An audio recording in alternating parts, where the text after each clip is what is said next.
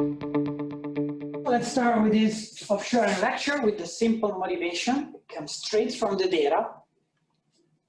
Here we have the relative wage of non-production to production worker in the US. So what this is really a crude measure of the relative wage of high-skilled workers to low-skilled workers. It's like the relative wage of your typical manager vis-a-vis your typical blue-collar worker. And what you see is that this ratio was about 1.55 from 58 till 82. Right? So this means that the manager was making 55% more than the average blue-collar worker. And maybe that's fair, maybe not, who knows. What we know is that all of a sudden, from 82 onward, this number goes up until 1.85 in 2014. This could be represented by an increase in demand.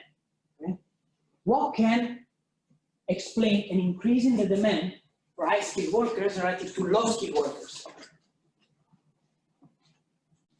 Can international trade cause an increase in the relative demand for high-skilled workers, which in turn is increasing the relative wage of high-skilled workers?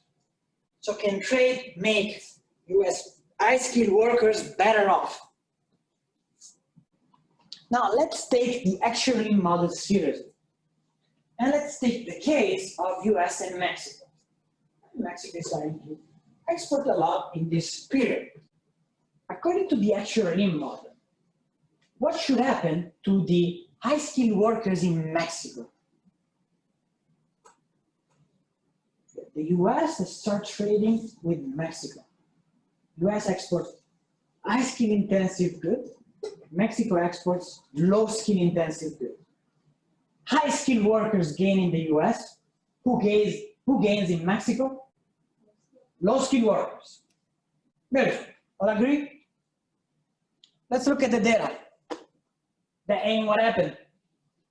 If we look at the same period, forget about this initial stuff. Here we're looking from 82 onward. Right? So let's look at the same period in Mexico. 82 onward, we have the relative wage of non-production workers to production workers is going up. So high-skilled workers in Mexico are gaining. Okay. So should we throw away the Offshoring model?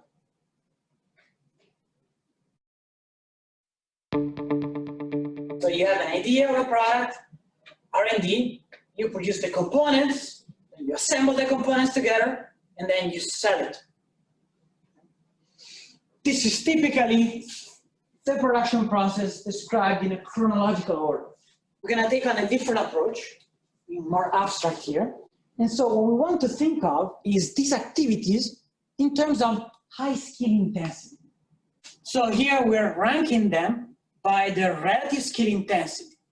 The lowest skill intensive activity is assembly.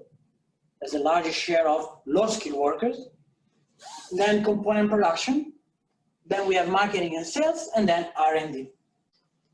So now that we established that, I guess it's straightforward in a way to think that the low-skilled intensive activities are made in the country where low-skilled workers are relatively cheaper.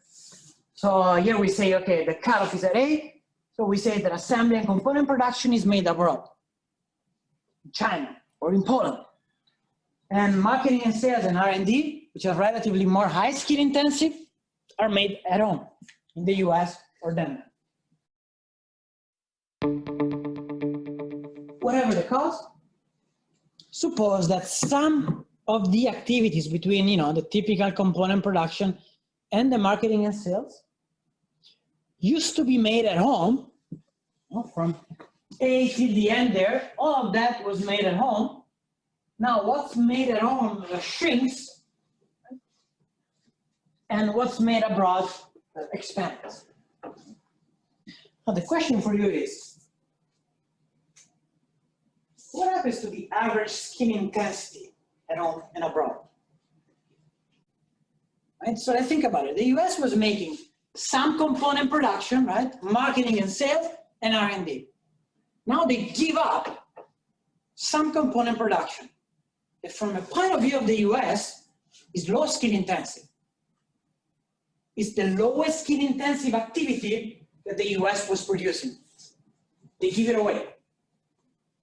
And so what do they demand more?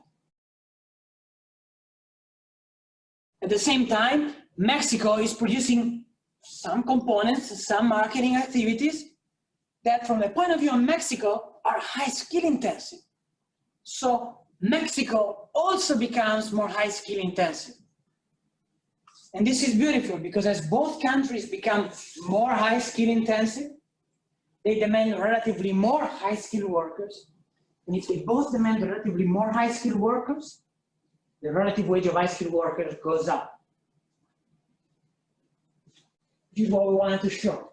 And indeed we did.